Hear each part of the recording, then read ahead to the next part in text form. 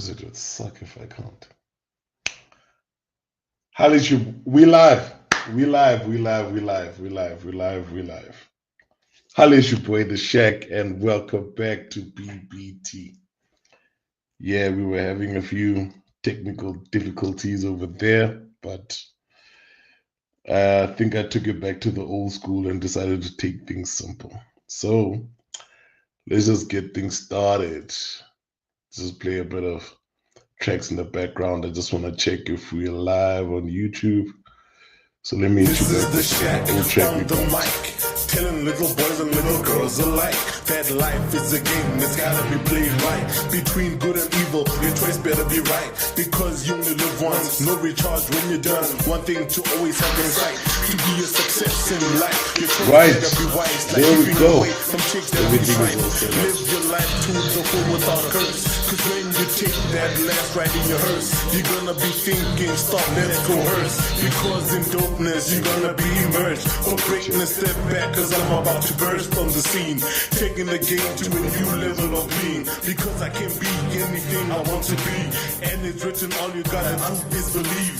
Just believe you can be anything you want to be. Anything you want to be. So You want to be. You want to be. You want to be. this is gonna be our very first live stream. I'm excited. I'm super excited. I'm super excited. So let me just hit you up with what's about to happen. Basically, in essence,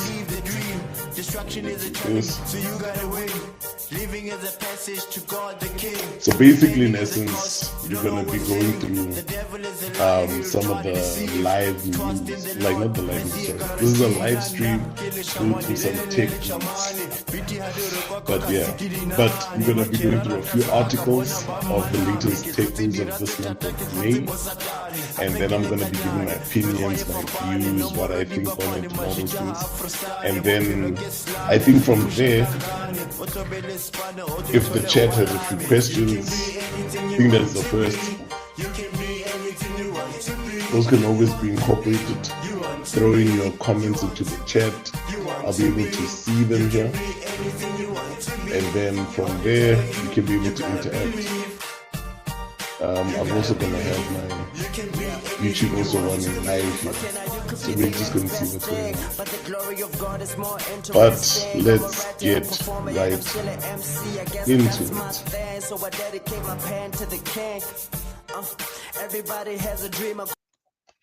So let's hit that pause right there, and then let's get into this. So I've got a few articles here that I'm about to go through, and then let's see what Tech News has for us in this past week. So it says here, good news about the bank branches for smart IDs and passports in South Africa. Access to the Department of Home Affairs services on banking apps will eventually be available to all South African banking clients, not just those with access to physical branches. This is according to the Home Affairs Minister Leon Scribier, who told My Broadband that this rollout of live capture technology to the branches is the first step towards making services more accessible. Our goal is to enable our services to be available virtually, including through banking apps, so that clients can access those servers from the comfort of their homes, Scribier said. That's interesting. So basically what's happening here is they're trying to create basically like a link between Home Affairs and the banking apps, because technically you do need to identify yourself to use the banking app. So I see where they make the connection there. But now we're already having a lot of data breaches and all these things going on. So I wonder how they're going to get that right, so that people, because remember, at least if you've got staff that you go to through the physical building, there are processes and all these different fail safes that they have. So unless they can do that now digitally, that's going to be interesting on how they manage to do that. I hope they say that in the article. This is all part of the same process as integrating Home Affairs services into banking banking platforms in branches is the logical precursor to delivering those same services online and on apps. This follows Home Affairs announcing an agreement with the Border Management Agency, Government Printing Works, and the South African Revenue Services. Scribia said that the agreement would enable banks to offer smart ID and passport services through their banking apps. But I understand also they're creating a lot of, I don't want to say creature comforts, but everything's becoming a bit more accessible. Like these days, banking apps are so modern and so featureful that sometimes you actually don't even need to go to the bank anymore. And what I realized a lot about FNB is that even when you do get to the bank, the person helping you is going to direct you to the computers to get to the banking app and do your thing there. So you just have to understand exactly what's going on there. However, it is unclear whether these services would be available to digital banks that don't have branches to facilitate the live capture process. There we go. I was about to say, what happens to Time and Discovery and all those guys? South Africa currently has 3 digital banks: Bank Zero, Time Bank, and Discovery Bank. Exactly. Because you have to verify yourself. Everything can't be done online. There's so many different ways people can do things anonymously. The latter has a single branch as its headquarters in Sandton, which has the necessary technology to offer Home Affairs services. The other 2 don't. So does that mean now if you chose to bank with the digital banks that you don't get the same creature comforts as going to a traditional bank? Oh, it's a tough one. Time Bank and Bank Zero have attracted hordes of customers, with the former now having over 11 million clients because their low to no banking fees appeal to South Africans' lower income segments. Okay. So these are basically going to be the mega competitors to Capitec Bank. Because out of all the major banks, Capitec has always been one of the cost-effective ones. So if these are saying they're basically low to no banking fees, that's quite a feat. However, as they pointed out, being able to charge these fees they do is because they do not have a physical appearance. Now there's the drawback.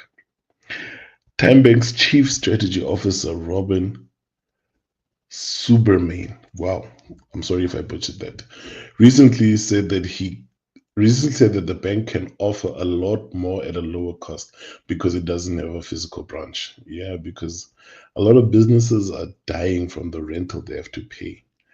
And it can be a lot. It can be a lot.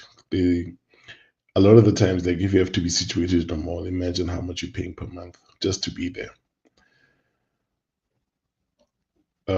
Similarly, Bank Zero charges no fees and has done so for over 4 years.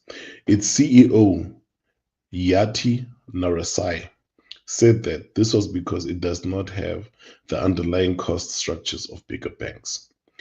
Therefore, not rolling out Home Affairs services to these platforms would exclude a large portion of the South African population that is likely to still experience significant growth. However, Scribia has made it clear that his vision is to make these services as accessible as possible, in which includes digital banks.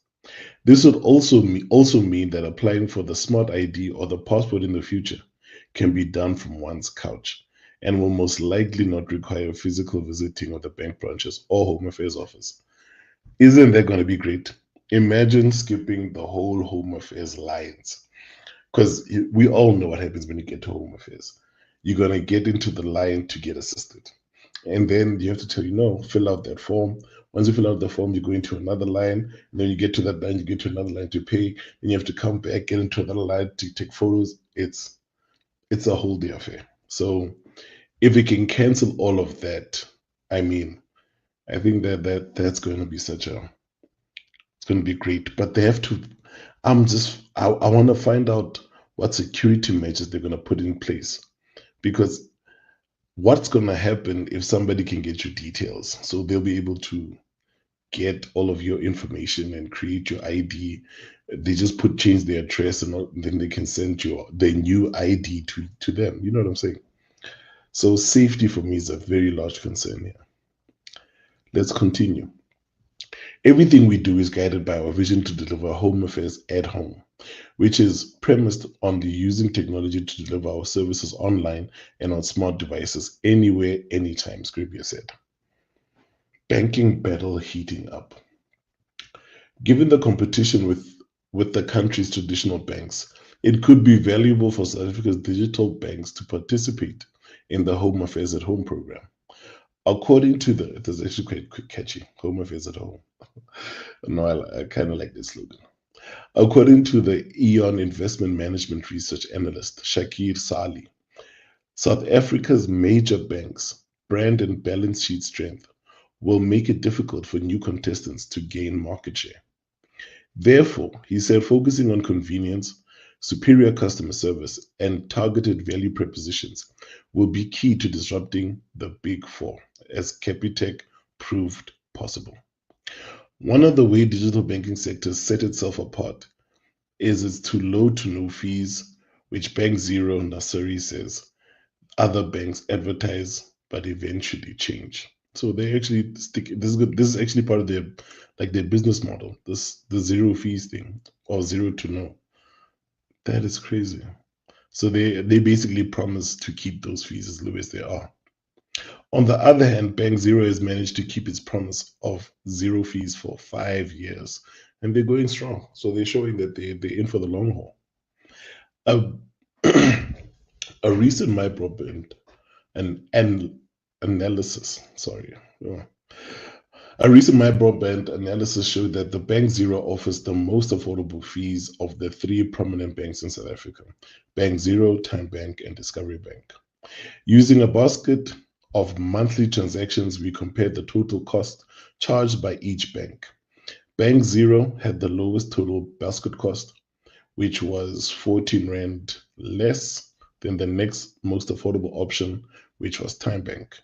Discovery Bank was the most expensive by a large margin at 108 Rand 90 cents, in which is 65 Rand more expensive than Bank Zero and 51 Rand more expensive than TymeBank. And that 108 Rand itself is very close to a regular checking account that you can get from the other banks or one of the lower packages, So are you really saving that much? But then again, the Discovery thing is it's like its own ecosystem, like Apple, it's its own ecosystem. So if you've got Discovery Bank, you've got Discovery Insurance, and you're using Discovery Banking, all of these things just kind of fall into place. And you've got your Discovery, like LA Health as your medical aid. So they all kind of talk to each other. So that's one of the good things about it. When comparing Bank Zero and TymeBank total basket cost, the primary difference in TymeBank's slightly higher point of sale withdrawal, SMS notification, and prepaid recharge fees. Discovery Bank was much more expensive than the other 2 digital banks, primarily because it was the only one of the 3 to charge a monthly account fee of 30 Rand. So meaning it could have whittled down its account to 78 Rand, which is not even that high because it's about 20 Rand more expensive than the rest. It also charges for external debit orders and digital payments, which the others do not. Absa's head of pricing, Jean van Rooyen, argued that while digital banks are aggressive on day-to-day pricing, customers must consider the full banking relationship. Exactly. Van Rooyen said new banks do not have established ATM network, branch network, and a full range of financial products and services customers require at specific life stages. And that's always the thing, that because they've been in the game so long, they offer these services and they've been refining them over years.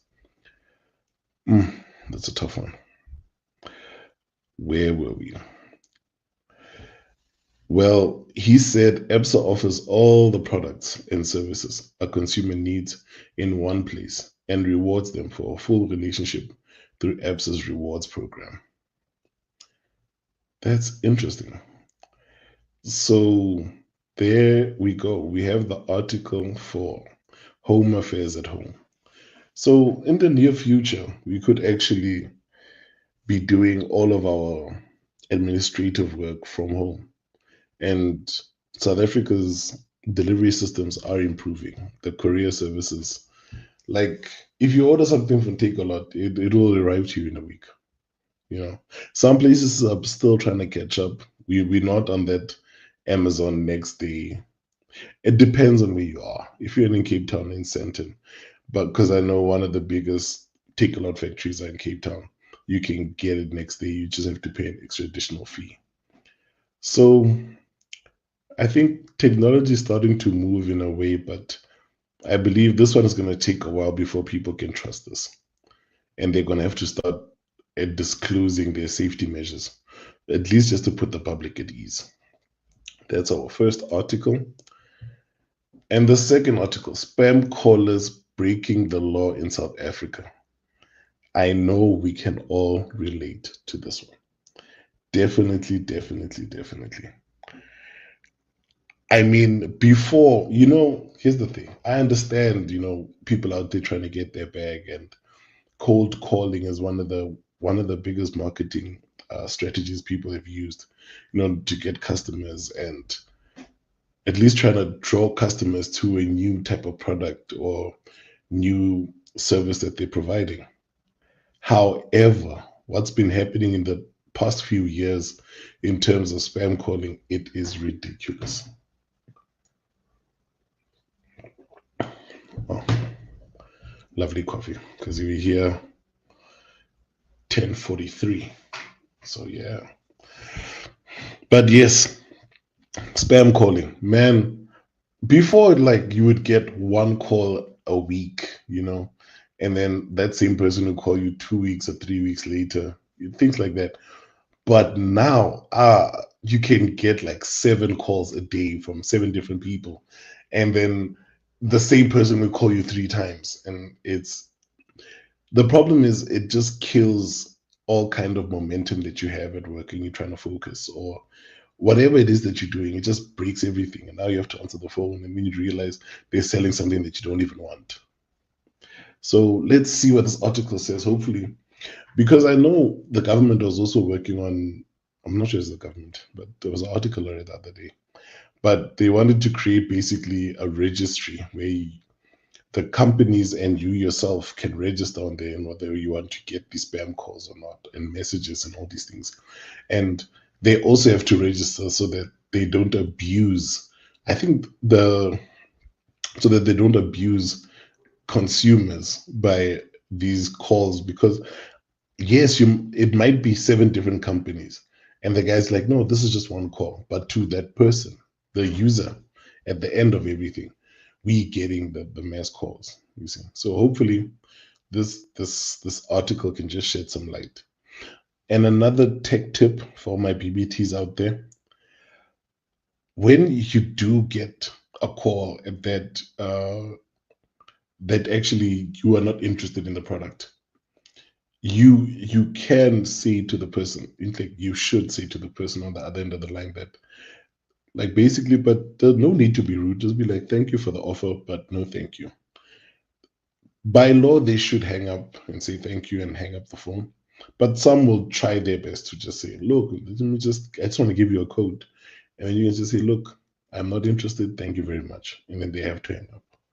Because after that, it can be problems for them if you choose to take it further. So another way just to curb it if you're not interested in the call or you're really busy. The Internet Service Providers Association has called on the Independent Communications Authority of South Africa to crack down on the illegal use of mobile numbers by call centers operating from fixed premises.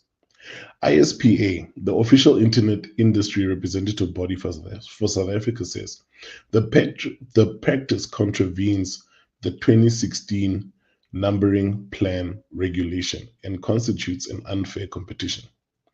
It says spam callers have realized that voice calls from mobile numbers are more likely to be answered and is advocating for call centers' legitimate use of assigned geographic telephone numbers. Then you get 021s and all these different phone numbers. Yes, that's basically what they're saying here. But now the public, we started to catch on to these things. So as soon as you see a 031, 021, you're like, it's another spam call. Firm action must be taken to prevent the unlawful use of and I've realized this. Sorry, let me first finish the passage before I get into this. Firm action must be taken to prevent the unlawful use of mobile number ranges, particularly in the older 082, 083, 072, 073.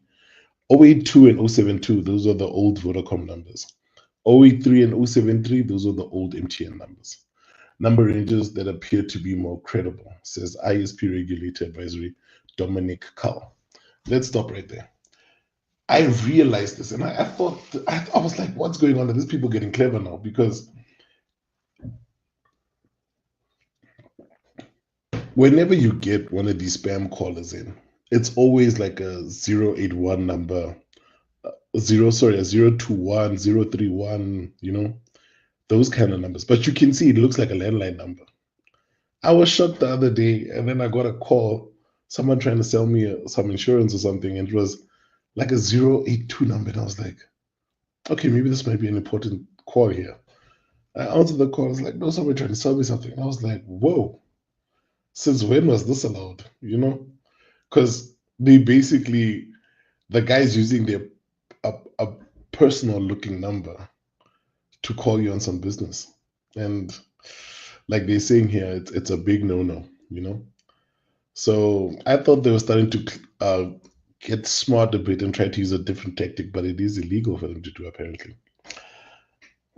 As cold calls from certain number ranges go unanswered, the unlawful use of mobile numbers by call centers seeking high levels of engagement skyrockets. Exactly. Because you're going to answer the phone because it looks like a number, like someone's cell number. ICASA's regulation surrounding the use of telephone numbers prohibits the use of mobile numbers from a fixed location. So meaning if there's a call center that has a physical building, they have to use landline phones. Like Spectrum, numbers are a precious natural resource, and the integrity of national numbering plan must be protected by its custodians, said ISPA. It is added that call centers employ two primary methods to use mobile numbers in the hope of generating better engagement. Mobile network operators or their partners assign them mobile numbers.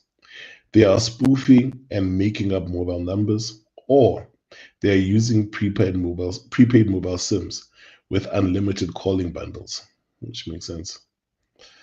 Attempts to return calls to these spoof numbers cannot be completed. Exactly. Let's say it's a missed call, and then you see now it's a number. So you want to call back the person and say, hey, I missed your call. And then the number you've dialed is not available. That's actually, wow. Once a prepaid SIM is flagged for exceeding a mobile operator's fair use policy, it is quickly replaced, allowing mass calling operations to continue with minimal cost or disruption. The internet industry representative said that it has written to ICASA regarding this illegal activity by call centers since 2022 and provided evidence when requested by the regulator. However, ISP members are reporting increasing volumes of spam calls from mobile numbers, and the organization is urging ICASA to take firm action to address this issue. ICASA must act now and stamp out the abuse of mobile numbers to end high levels of call spam being endured by South Africans, said Carl. And that is so true. That is so very true. I just want to check here and see what's happening. ICASA must act now and stamp out the... Oh my days. Okay. So we are still good and we are still live. I was just checking on the stream, because the last time we tried to do this, we had a few technical issues. But it's wrong what these people are doing when they're busy just trying to basically where they're basically just using mobile numbers to try and catch you out, so that to basically trick you into answering your phone. It's very unscrupulous business practices. It is. It is. Guys, let's see.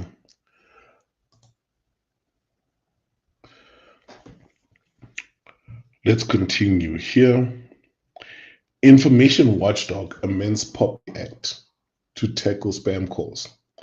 South African Information Regulator in mid-April 2025 published amendments to the Protection of Personal Information Act, the POPI regulations.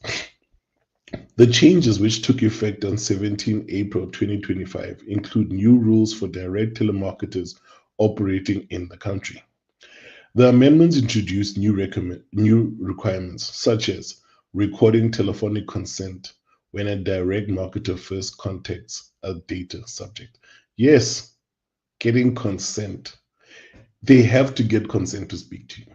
Monica, I would like to talk to you about 123 product. And at the moment you say no, they didn't get the consent. They cannot continue lawfully. This also applies to direct marketers using automated calling machines. I hate those.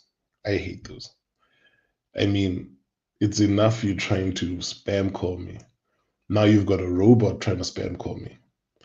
I know, but it's, to be honest, it feels less harsh for me to hang up on a robot than it is on a person.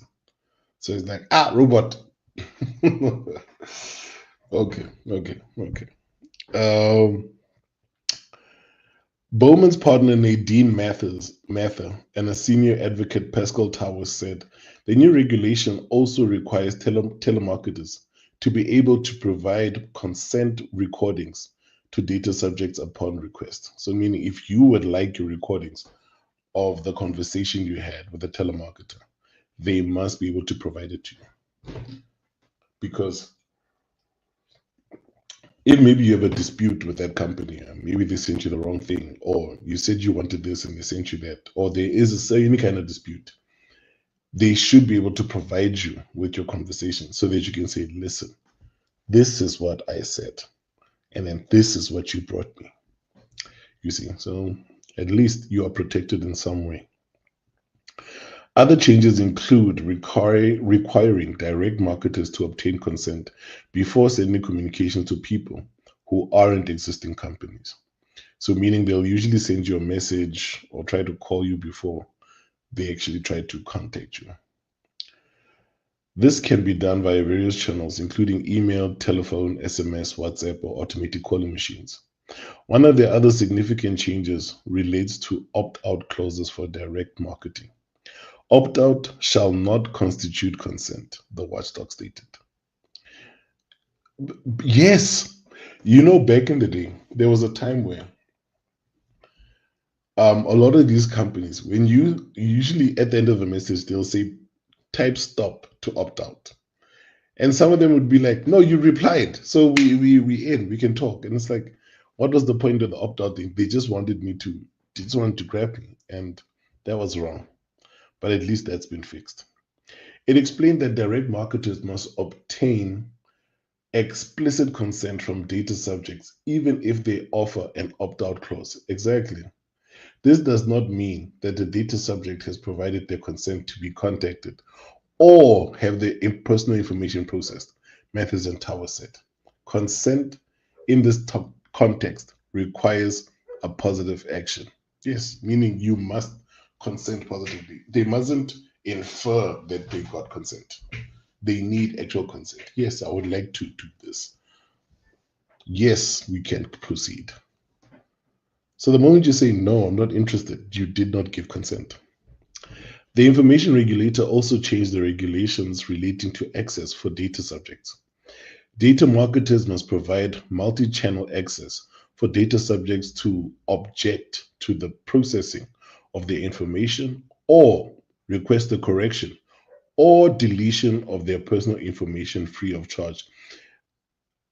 This sounds nice in theory, But no matter how many times you say, "Where did you get my number? Please remove me from your registry or your list," they will still call you. This can be done by hand, fax, post, email, SMS, WhatsApp, or any other convenient method for the data subject. When a request for the correction or deletion of personal information is received, marketers must inform the data subject of their action taken in response to the request within 30 days of the receipt. Yeah. If that one, I've never gotten anybody's response to say, "Look, we dealt with this matter and in the next 30 days, we'll give you confirmation." No. But that is the rundown on spam calling. So remember, they must get consent, guys. If they don't give you consent, then by law, they shouldn't be speaking to you. Let's get into the next article. I don't know. I think for now, we'll just hit it with a dry run. And then as time goes, maybe we'll add background music or something. But for now, I'm just going to hit it like this. Checkers 60 beats Pick n Pay ASAP. Man, this one, it actually hits close to home. I put this in even though it's semi-tech, but it's about deliveries. So anybody who's used any of the delivery apps in SA, you'll realize Checkers 60 destroys Pick n Pay ASAP. Completely annihilates. Like, guys, the difference is night and day. Because literally, Checkers 60 is on it, and they're quick, and everything you need, you get it. Pick n Pay ASAP. You're busy picking out things and you're selecting, and then all of a sudden you're about to check out, and they're like, "Yeah, next available, whatnot is tomorrow morning." And I was like, my days, you know. So, and the thing is, how I got to get to this place, because I was quite comfortable with Checkers 60. I loved it. It worked great. But FNB changed their eBucks partner from Checkers to Pick n Pay. So now we have to all jump over to Pick n Pay. However, I still believe this is a good thing and good overall for everybody using delivery services, because it takes a whole chunk of the market from one shop to another. Because think about it. Checkers 60 is been getting bigger and destroying everybody else just because of the sheer number of people that use it. And obviously, Checkers can put more backing behind it. But now, the moment you add, the moment you change the dynamic of who uses the app or the delivery service, now that means you're creating competition, because now there's more market-driven demand, if I can so put it, into now the competition. Because now automatically, because you get your eBucks when you're on FNB with now Pick n Pay, there's just going to be a whole new lot of users using Pick n Pay ASAP. But I'm saying this to everybody. Yes, it's gonna feel terrible in the beginning because you're gonna compare the two. But it's the whole David and Goliath thing. But after a while, if David eats enough pop, he'll turn into a Goliath. And that's what I'm hoping this new transition of FNB users using the Pick n Pay ASAP app will do. But let's get into this. Checkers 60 offers better pricing than Pick n Pay on-demand delivery rival Pick n Pay ASAP. For various grocery products available through both platforms, a My Broadband analysis has revealed. Of the two, Checkers was first to launch its on-demand grocery delivery service, which it did in 2019, just before COVID-19 pandemic. Ooh, I think that was one of the no words. But I'm reading the article. Man, I'll get better at this. Pick n Pay launched ASAP in August 2021. It was effectively a relaunch of its revamped bottle service, which previously focused on alcohol deliveries from Pick n Pay liquor outlets. Checkers 60 quickly became the dominator on-demand delivery service after many believed its success would only last during the lockdowns.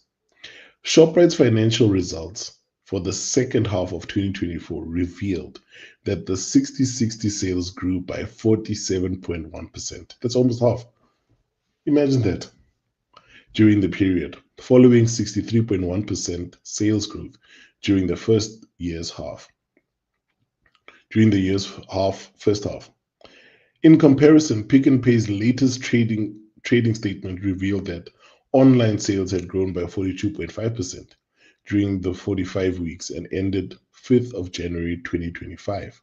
It said that growth was Pick n Pay ASAP and groceries on the Mr. D app. Shoprite's latest results also showed that record customer retention and advocacy rates despite increased competition in the on-demand delivery space. It's because they were just that good. Like, people don't understand. They were just that good. 60/60 is that good. I promise you. If you ordered like normal stuff within the hour, you get it. You get it. I promise you. The average frequency of customers placing orders through the on-demand platform increased by 1.3 times during the reporting period. Checkers recently launched a website for its 60/60 service, which has previously only been available through the iOS or Android smartphone apps. Oh, so you can do it now online. So we need to have a laptop or a tablet or an iPad or something. Okay, because the iPad also uses iOS, but yes. Anyway, you get what I'm saying. This is good news for South Africans with Huawei smartphones. Oh, because the 60/60 app hasn't been available on the brand's app store. Yes. Oh man, I forgot about that. Remember, everybody who has a Huawei phone after the US banned them from basically having business or dealing with companies from the US. This is what they're talking about. Remember, like now people who own Huawei phones or the newer models, they've had to sideload apps and they've had to use like a Google window, to use Google apps, and stuff like that. So now 60/60 there was no way they could sideload it. So at least this made it available for you to go through maybe your Chrome browser or anything like that, so that you can actually now be able to use the service. That was actually a great move. They must have gotten a lot of people, because there's a lot of people still have Huawei phones. Shoprite said that this had prevented roughly 2.6 million of the country's residents from accessing the service. Exactly. Now look at that. Not to say they'll get all 2.6 million. However, they've got access to the 2.6 million. And that's revenue. It's possible revenue. The website enables shoppers to access the service using a browser on any device that supports one. And existing customers can sign into the website and sync their accounts and shopping baskets across devices. Users can log in or create a new account using their mobile numbers. Simple. Simple. On-demand grocery price shootout. So let's find out how much more expensive is Pick n Pay ASAP over Checkers 60. My Broadband compared Checkers 60/60 and Pick n Pay ASAP. Pricing for the 15 grocery items common to both on-demand delivery services. The two platforms offered similar pricing for the 8 of the 15 products, including 2 bottles of Coca-Cola, 6 330 Castle Light bottles, Lancewood plain double cream yogurt, and 1 liter of Schweppes tonic bottles. They also matched for products like 900 grams of Natural Garden frozen country mix, Dr. Oetker frozen Italian pizza, 2 kg Omo washing powder, and an 18-pack of Baby Soft 2-ply toilet paper. Yeah. Why 2-ply? 2-ply for what? 2-ply for what? Sorry, I digress. I had a young Trevor Noah moment. 2-ply is expensive. Just wipe once. Just wipe twice, man. Oh man, Trevor Noah was funny. I still remember those stand-up comedies. Dave Walker. Oh, classics. 2 ply for what? I digress. I digress. Checkers 60 was cheaper for 5 of the products compared to including 700-gram loaf of Sasko Premium white bread, 1 liter Clover Super M chocolate flavored milkshake, and a 200-gram pack of Escort back bacon. While it was 1 Rand or 2 Rand cheaper than Pick and Pay ASAP, most of these products, its prices for identical packs of Escort bacon and Escort red Viennas were both 5 Rand less than Pick and Pay's pricing. That's a lot, actually. However, the most significant price difference was between Checkers 60/60 price of 74.99 price for a kilogram tub of Tokoman smooth peanut butter. Wish Tokoman, because a Tokoman in Soto is a peanut, the Tokomani. And Pick and Pay's price of 89.99. It's like 8 Rand or something. However, it should be noticed that Checkers 60/60 is running a promotion on the peanut butter tubs until 8 June. Okay, but that could now skew the results because it's on sale. Its usual pricing is the same as Pick and Pay ASAP. Exactly. So, okay, I hope they took that into account. For it to be fair, they should put it, okay, but it's current situation. What's happening now? So, if Pick and Pay knew about this, they should have made their Tokoman peanut butter cheaper. I'm a Tokoman, over there. If you know, you know. Shout out to my VVTs.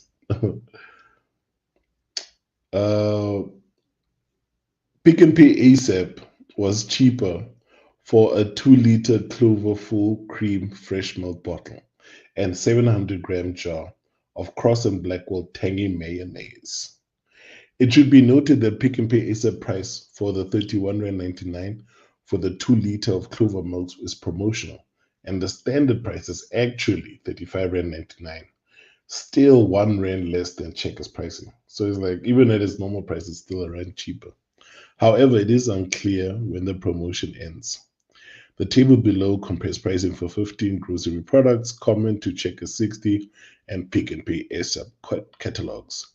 We include promotional pricing where available. Okay, so they did use the promotional pricing. Here's Tokoman. So obviously the reds is where they were a bit more expensive. The greens is the one where each one was cheaper on either side. And the yellow is where they were the same. So as you can see, there's a whole lot more green for Checkers 60 than there is for Pick and Pay ASAP. There's a whole lot of yellow and red here.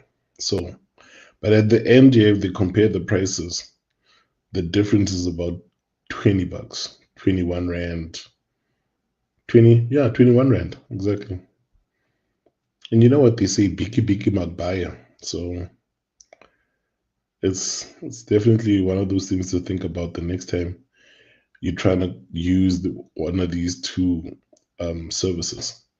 But I truly believe Pick and Pay ASAP will get better as time goes on, because like I said, with the shift of F&B coming in from, I think they started in May. Yes, I think they started in May.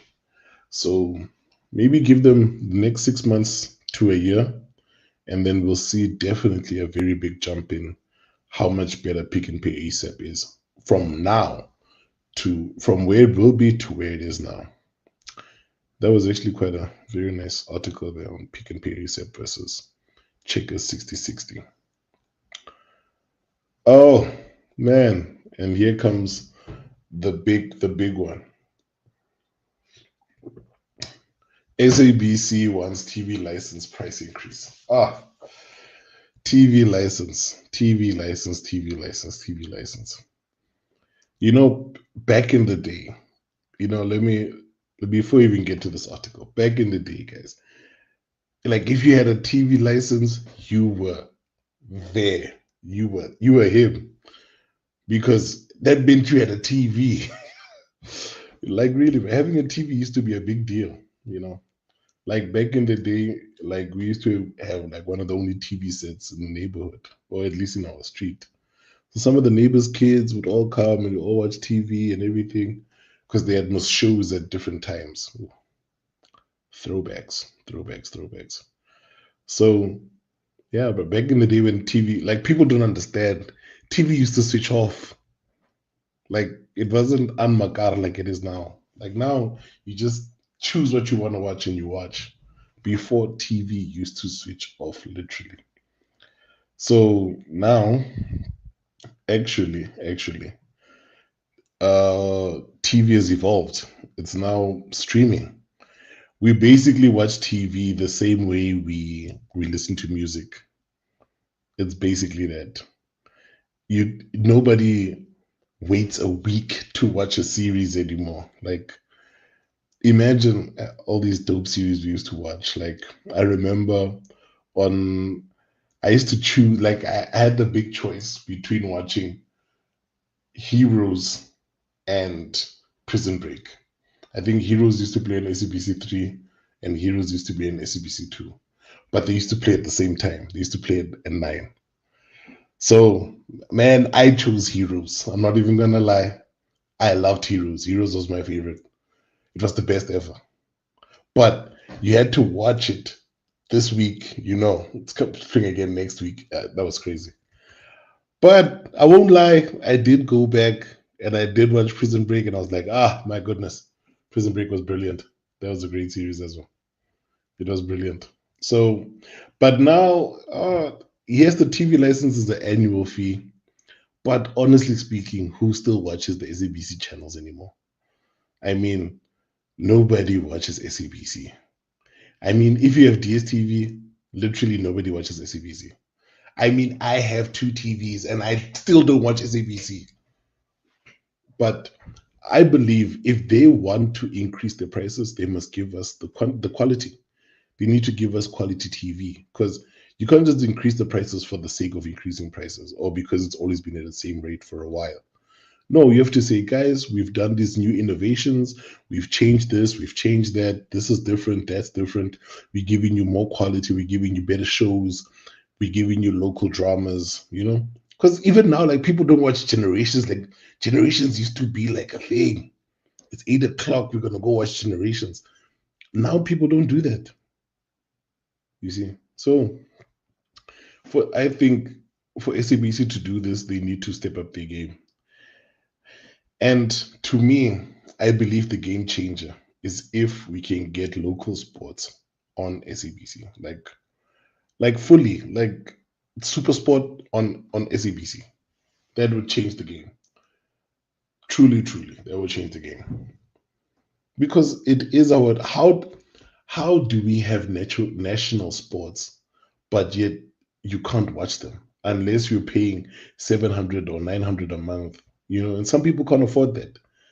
And I mean, that's also detrimental to the just the camaraderie and just the fanhood. Some people don't even know some sports are great sports to watch just because they're unavailable to them. Imagine how much bigger the support would be for sports if it was just more readily available.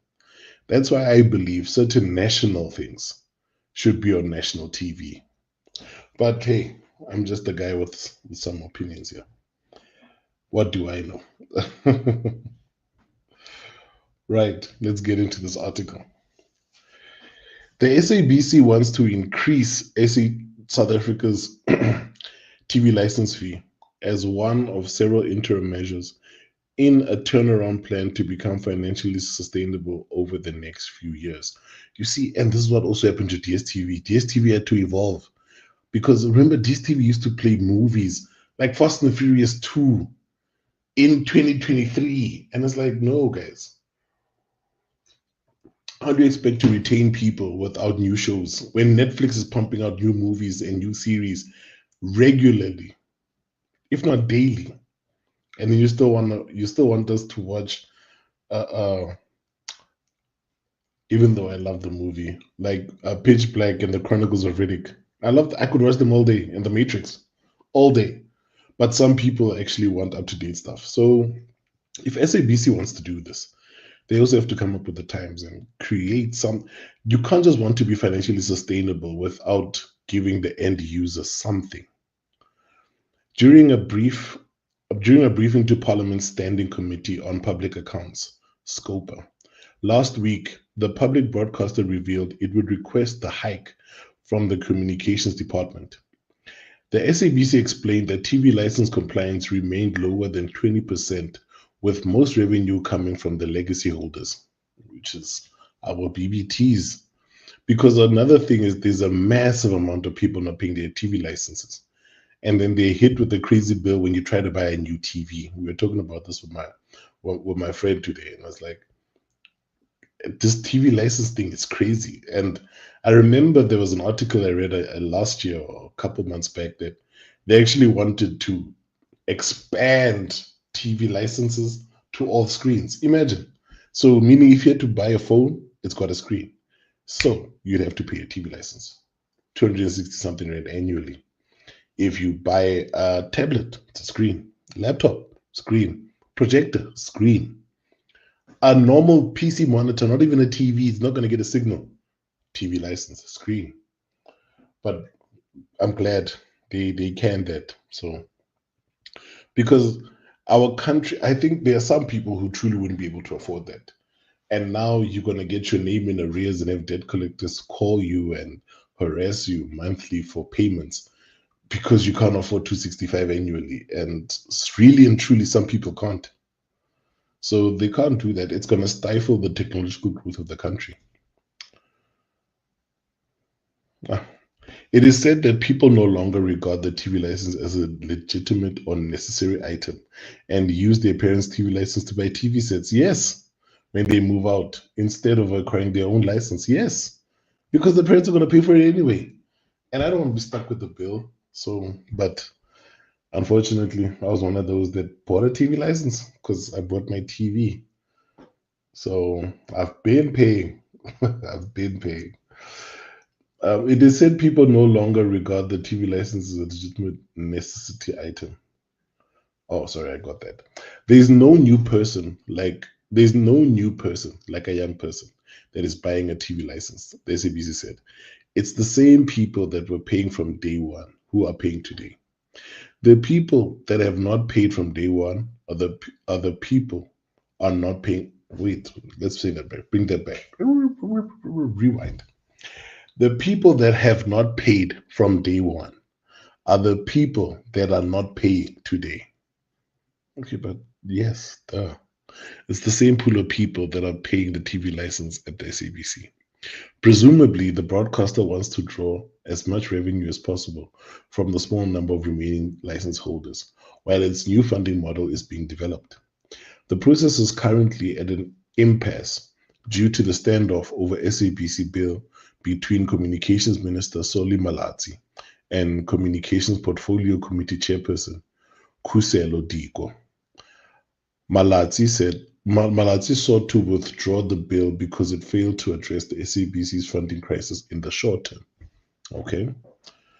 Well, it's a good long-term strategy, but however, they're in the red short term now. However, Diko has maintained that the legislation shortcomings can be amended through the parliamentary procedures and that withdrawing the bill would be a death knell for the SABC. Wow. The SABC has appealed to SCOPA to help in creating a sense of urgency in the government to support its plans. And if this continues, I mean, because SABC it's a government entity, but that's what also happened to Telkom. They were a government entity, and now they're an SOC, PTY Limited. There's a whole saga there.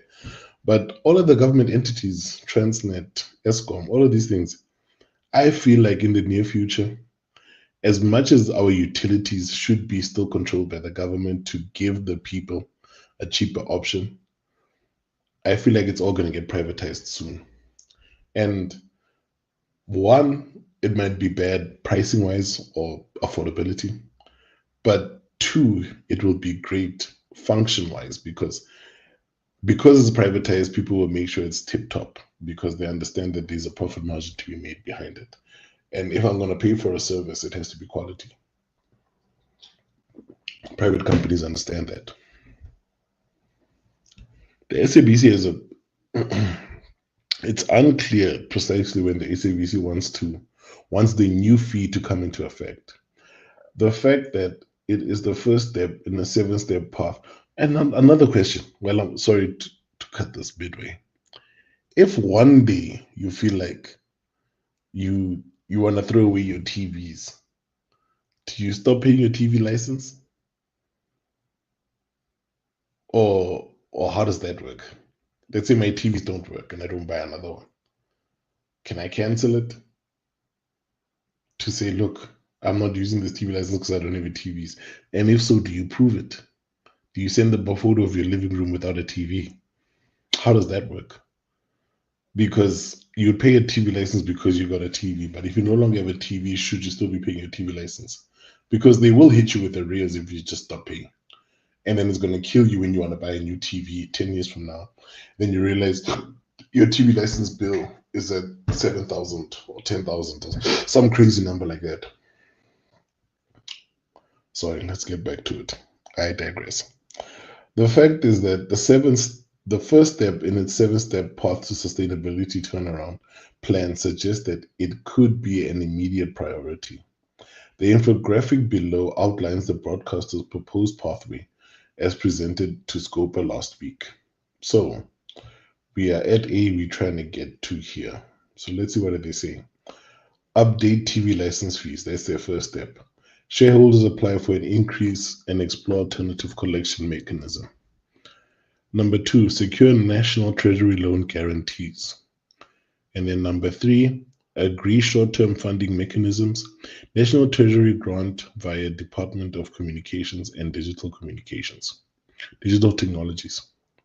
Number 4, modernize media regulations. I don't think that's what they mean. I think they're trying to say, lean it over to us so it's easier. Because once you say modern, you're trying to talk competition. And I mean, people like Netflix and these people have been in the game. We'll see how that plans out. Establish a new funding model, DCDT, to champion and fund advisory service. And then government leverage spend. And then from there, agree on an equitable pricing for signal distribution going forward. So let's see if that plan can come into place. But I understand what the lady was saying when she said it doesn't solve this current short-term problem, because their problem actually is here. Getting people to pay. You see, when they said create an alternative collection method, this is where the major problem is. They have a bunch of people who got their TV license, and just to get it, they paid that 200 and something, 265 initially, and then they never paid it again. They're like, let it accrue. I don't care. So if I ever need to buy another one, I'll just use my grandmother's thing. So it's the mentality going on, because people don't feel like, why do I have to pay this amount every year? It is unclear exactly how much the SABC wants to raise the 265 license fee if the government approves its plan. The fee was last adjusted 12 years ago. If the broadcaster had used inflation-linked increases since the last adjustment, the fee would have increased by roughly 77.6% to 471. Wow. That's almost double. Okay, not almost double, but yeah, 70%. But you get the point. In 2013, the fee was increased from 250 to 265, a 6% difference. However, the previous 250 fee had been in effect from 2009. Therefore, the compound annual growth rate, CAGR, of the TV license fee was just 1.5%. If the CAGR was applied to the past 12 years, the new fee in April in 2025 should be around 322 Rand. That's a lot, man. Roughly 21% higher than the current fees. That's a lot. It remains to be seen whether increasing the fee would have the desired effect of pushing up the licensing revenue.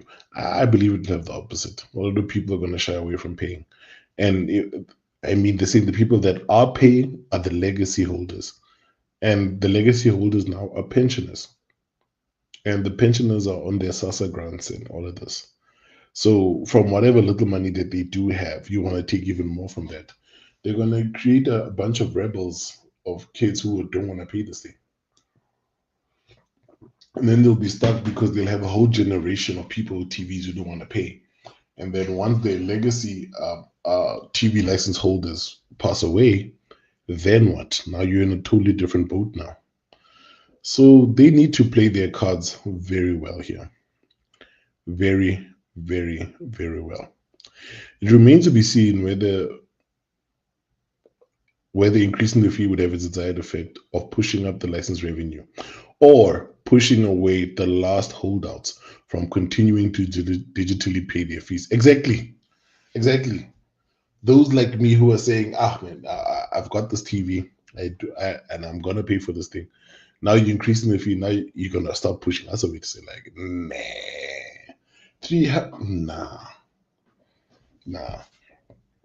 In the financial year that the SABC previously increased its TV license fee, revenue from its source stood at 928 million. Wow. You see 200 see these 200s? Man, 928 million in a year from TV license fees. The number climbed to 986 million over the next 2 financial years, but had slumped to 726. Yes. It's the year of the, I think it's the millennials or the Gen Zs who are buying TVs now, and they're like, what? Ban that. I ain't about to do that. Slumped down to 726 million by the SABC's 2023-2024 financial year. The SABC's comments on Scopa last week suggested that the TV license may not fall away even after the broadcaster has secured a new source of funding. We are actually looking at this particular matter to be the revised fund and model, whether or not it will replace the TV license, the SABC said. I hope if they're going to replace it, that it shouldn't fall on us if it's a grant, the way they're saying it.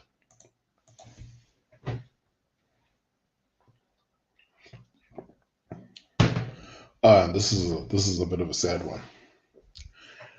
Death of South Africa's first smartphone factory. Described as once being the beacon of African innovation, South Africa's first smartphone factory has been stripped and sold, with its machinery liquidated for a fraction of its value. Oof. Oh man, that cuts deep in my soul. Imagine that you start a whole new, basically a business, or it's not even a business, it's a whole new industry. Because South Africa doesn't create smartphones, we import them, all of them. So imagine how much cheaper cell phones would be if we started creating them in-house. Opened in October 2019, the Mara Phones factory in KwaZulu-Natal was the result of a 1.5 billion rand investment by the manufacturers with support from the South African government. And it closed down 6 years later. Oof, barely 6. The company's establishment to assemble high-quality devices at affordable prices for the South African public unveiled 2 smartphones, the Mara X and the Mara Z, at the opening. Yeah. This is just it's a tough one. It's a tough one. Because obviously that now means people here in SA, we're actually quite brand snobs, to be honest. We are actually quite brand snobs. And the fact that we brand snobs means that local brands it's hard for them to make it in SA. So, and we trust in classic brands. So that's why Apple and Samsung are dominating here in South Africa. And as good as Xiaomi is, because I use the Xiaomi device myself, I use the 14T. They are actually, it's tough. Even when you try to recommend it to someone and say, look, if you get the Xiaomi 14T Pro, you are basically getting the same spec sheet as an S25. You know what I'm saying? Or an iPhone 16. But obviously, if you want Pro Max stats, you'll have to get the Ultra. But Xiaomi has a 14 Ultra as well.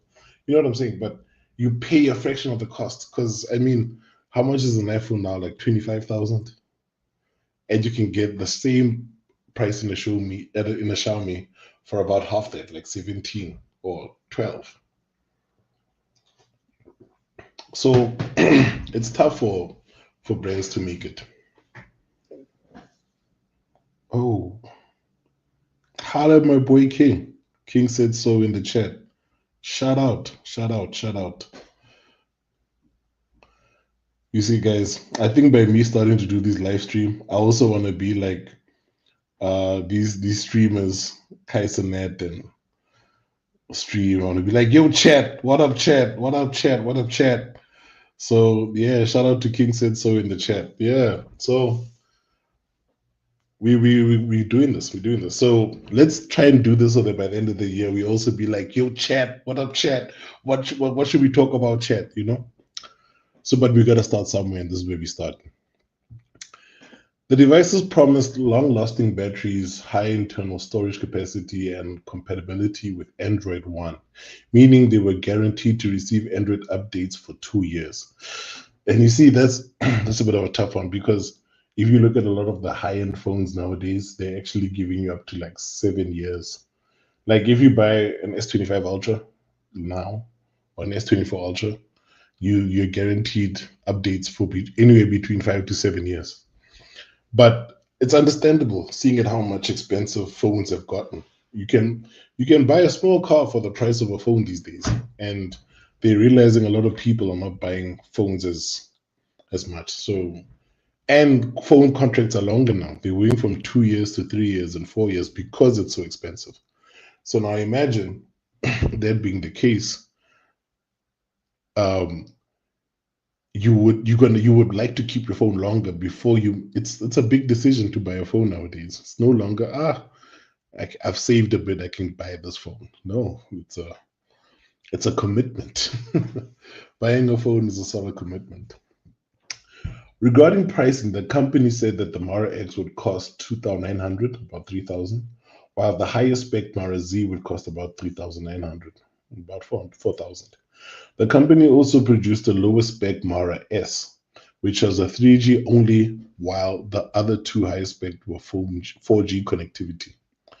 Mara claimed that KwaZulu-Natal plant could assemble 1.2 million smartphones for the domestic and regional market. Korea has Samsung, China has Huawei and Tecno, US has Apple, and now Africa has Mara phones, said Mara Group founder of Mara Phones, CEO Ashish J. Thakkar. The company also revealed plans to launch physical experience stores across South Africa. Mara Phones said its investments in South Africa has already created nearly 200 jobs in the factory opening, of which 60% were women and over 90% were skilled unemployed youth. Mara Phones South Africa is expected to generate about 1,005 direct jobs over a period of 6 years and 1,000 indirect jobs, which will contribute to the reduction of unemployment and enhance the transfer of high technology in South Africa, it said. And unemployment is a massive problem in the country. I mean, South Africa is in like the top 2 of what the highest unemployment rates in the world.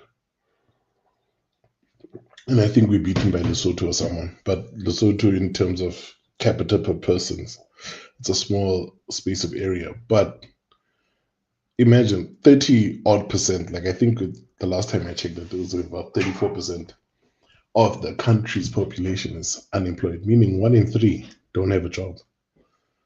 And that's crazy. And it's not to say the other 2 have high paying jobs. It's tough out here, but guys, hopefully things will start looking up. However, the factory wasn't in operation long enough for this level of job creation to be realized. What a shame. The KwaZulu-Natal plant was put up for auction just after 2 years after it opened.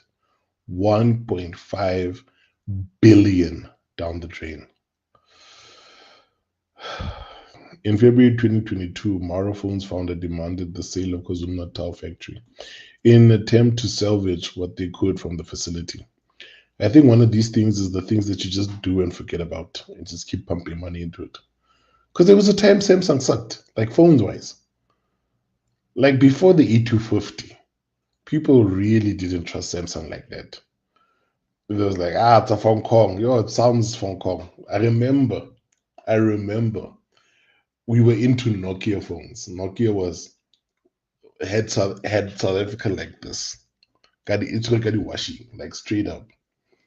And then Samsung just started, when the E250 hit, they just blew up because they were competing with the V360. Man. But anyway, not competing, but the predecessor. Auction documents reveal that the plant and its contents were being sold as a single unit. The auction lot included the plant, its manufacturing and testing equipment, smartphone components, and assembled devices sitting in storage. The line is very good. The line is in very good condition and could be reworked to make other electronic components, the auctioneer said. Dakar described the company's ambitious plan to launch a smartphone factory in South Africa as unattainable due to and lockdown for months after its launch. Then they should have delayed the launch. Unfortunately, they should have made like a special launch to say, guys, because you're at home, we'll bring it to you at a certain discounted rate. Or been like, look, guys, we've got a new product out. It's usually 3,000, but because it's locked down and people don't have entertainment, we want to give you smartphones. So we'll cut 500 of the cheaper version and 1,000 of the more expensive one as an introductory price to SA's cheapest phones. And because they're competing with the Samsung A06s and A04 and A014s in their price range, and someone would rather have that. So they came out at a very, it's a nice entry level price point, but it's a lot of tough competition because at 4,000, I think it's also the C range of Redmi. Like you can get a Redmi Note 14 for around 4,000, brand new. So it's a bit of a tough one. Unfortunately, the lack of uptake in South African domestic market, coupled with the shortfall in tender, materialization and lockdowns, has prompted this course of action, Mara's executive said. As in other countries, the pandemic really affected South Africa and businesses as a result too. The company did not comment on its plans for the Maro Phones Experience store, which it opened in Maponya Mall, Soweto in November 2020. Reports at the same time indicated that the store's employees were unaware that the factory was being shut down. They could not offer customers repair services, did not know where their new stock would come from, or whether the store would even stay open. Its closure came despite Maro Phones receiving 103 million tax break in February 2020 for qualifying as a so-called greenfield project. So-called. I like how they hit that. So-called greenfield project. In quotation marks. So I think they don't believe it was a greenfield project. So yeah, the company had also received the status of its preferred vendor South African government, the RT15 2021 communications contract. This forced various leading institutions to give preference to Mara smartphones over rivals like Samsung and Huawei. The South African plant's performance was in stark contrast to the Mara Phones factory in Rwanda, which was still performing well after opening around the same time in October 2019. Again, South Africans, we snobby when it comes to brands. We are very snobby when it comes to brands. I'm telling you, it's difficult for anybody to break into a new market here. I mean, even just a clothing brand, let alone a tech one. It's very hard, but it's one of those persistent things. Eventually, people will crack it. Eventually. Okay, guys, we're down to our last two articles, and then we're gonna call it a night. So we've been streaming since 10:30. So it's been about an hour and a few minutes, an hour 10. So I was hoping for an hour 30. So it looks like we're right on track.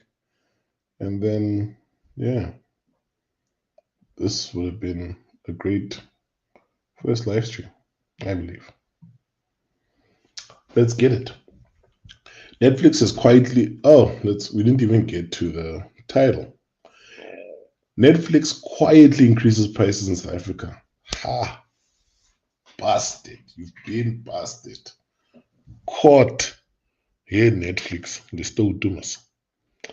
Netflix has quietly increased the prices of its mobile, standard, and premium plans in South Africa.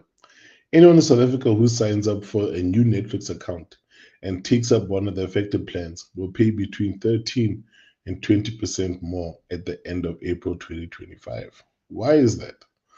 Some existing subscribers have been informed by email that their monthly price is going up from June. However, several have not received this notice.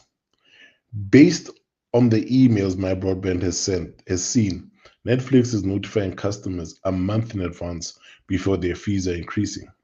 It appears that Netflix has staggered the price increases according to billing date. Netflix subscribers are charged monthly on the date that they signed up.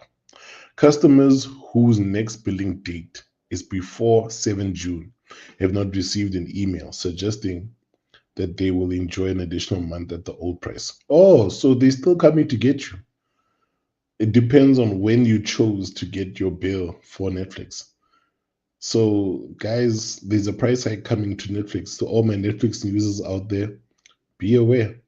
Let us know in the comments there if you have received one of the emails that they're stipulating to that there's a increase coming.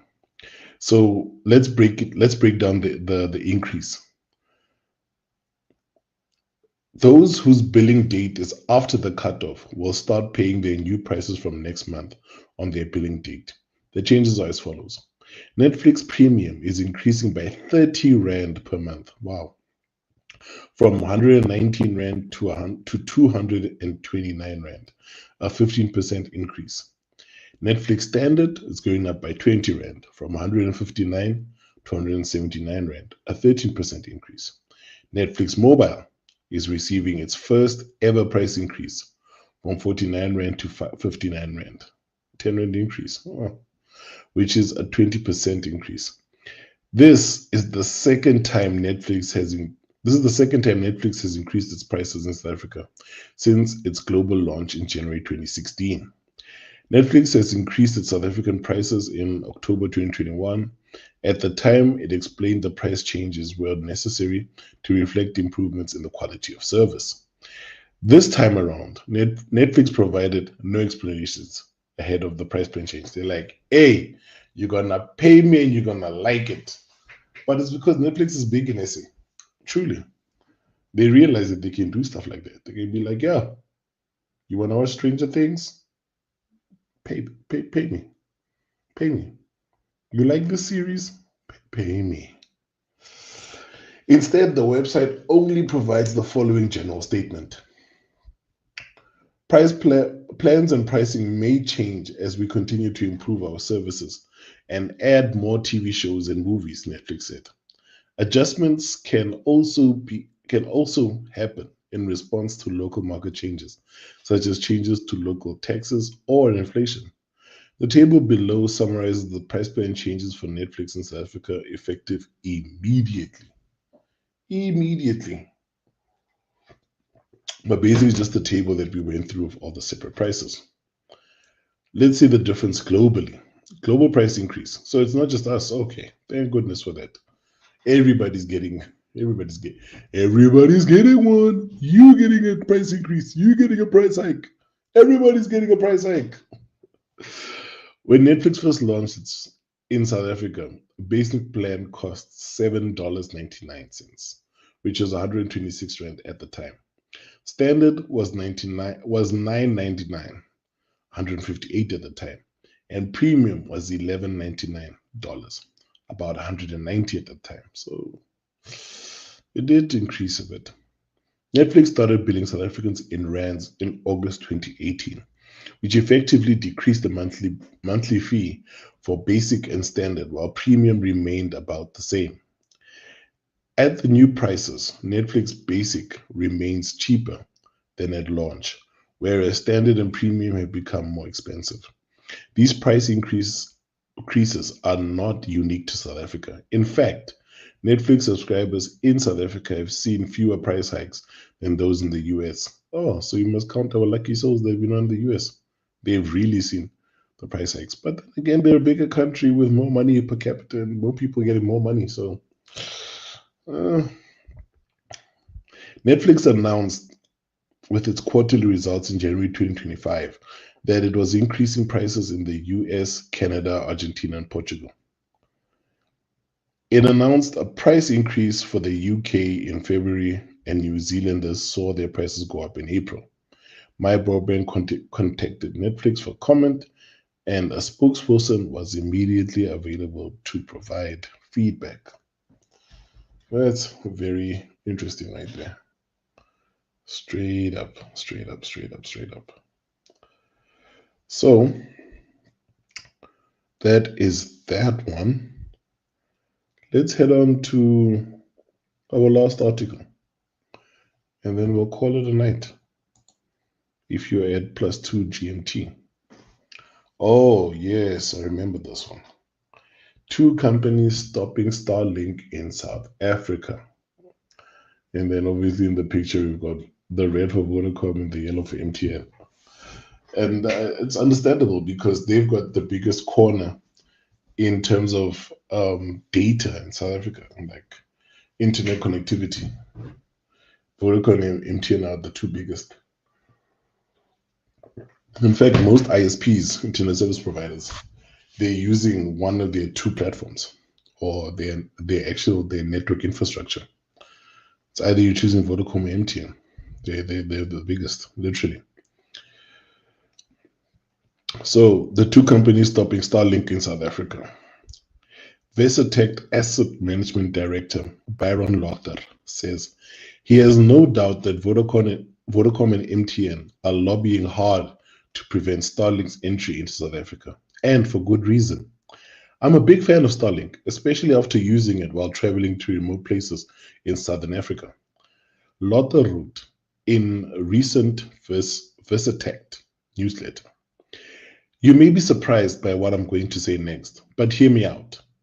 I do not blame our government for preventing Starlink from operating in South Africa without jumping through a few hoops. Lothar argued that MTN and Vodacom have been forced to deal with many regulatory hurdles to operate mobile data networks in South Africa. So it's only fair that everybody does. You can't just come in as the new kid on the block and expect just to get a red carpet and just walk on by.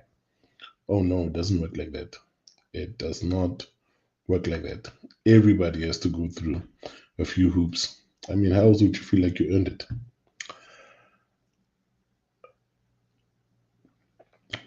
They have also plowed in billions of rands building infrastructure, creating jobs, and connecting most of our country to the internet. That's very true. Sometimes they have been forced to provide a signal in remote areas, even if it didn't make financial sense. But they did it to please the regulators. Therefore, it would be unfair to let Starlink in without similar treatment. It's only fair, right? Vodacom and MTN have told industry regulator ICASA as much, saying that satellite operators like Starlink should be held to the same standards as terrestrial operators. Vodacom specifically highlighted local ownership control, social obligations, performance, and sanctions in recent feedback to the regulator about proposed licensing framework for satellite services. It noted that BEE requirements formed part of the qualifying criteria for acquiring radio frequency spectrum in ICASA's 2022 auction, in which Vodacom spent over 5 billion rand. Wow, actually buying frequency spectrum and frequency spectrum is actually quite a big thing. Like you have to buy a frequency to use when you basically set out your internet and they auction it off. How crazy is that? You have to buy a frequency, like these certain hertz. We as Vodacom is purchasing that. And then everybody on a Vodacom SIM card gets to stay on that frequency. Satellite operations should be subject to similar BEE requirements for ground earth stations located in South Africa.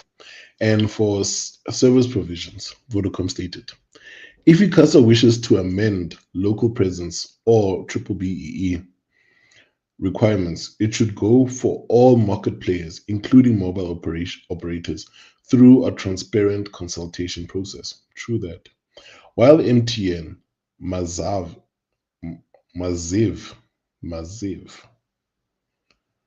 and others agreed that all that's actually a nice one, Maziv, and others agreed that all telecommunications network operators should be treated equally in terms of the licensing requirements.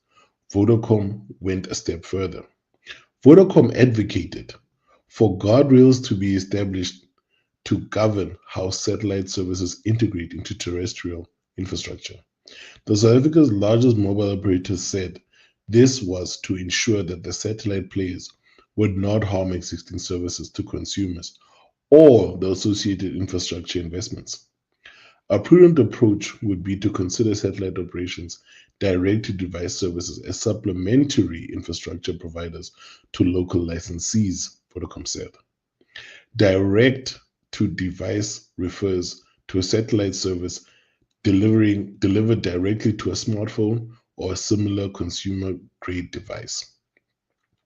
Vodacom suggested that ICASA clarify that satellite operators who intend to provide D2D services need to gain the agreement of mobile network operators on mutually agreeable commercial terms. The beast word hanging over ISPs. The Electronic Communications Act, ECA, states that telecommunications operators offering services nationally must be at least 30% owned by historically disadvantaged groups. However, ICASA published regulations in 2021 that would make anything less than a 30% black ownership insufficient. Well, so meaning if you had less than 30%, it's not happening.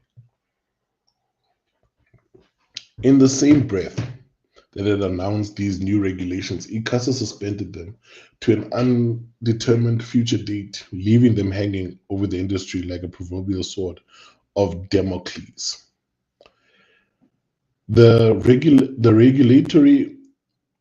regulatory uncertainty caused SpaceX to pause plans to roll out Starlink in South Africa. Where South Africa would have been among the first sub-Saharan countries to receive Starlink, will now be among one of the last. There is evidence that SpaceX has been gearing up to launch in South Africa for some time, including establishing a local company. CIPC records show that SpaceX registered a local entity in 2019 called SpaceX Internet Services South Africa Pty Limited. A modest proposal. At the end of his opinion about Starlink in South Africa, Lotte asked an open-ended question. If you disagree, let me know why. And that's facts. While it is fair to say Starlink should be treated the same as Vodacom, MTN, and the others, there is another option.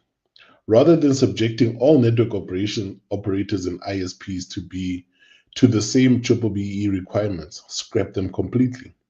They do more harm than good and will do even more damage when fully enforced. South Africa has a flourishing and competitive industry of small, medium, and micro enterprises selling ISP services. Many of them are one-man shows.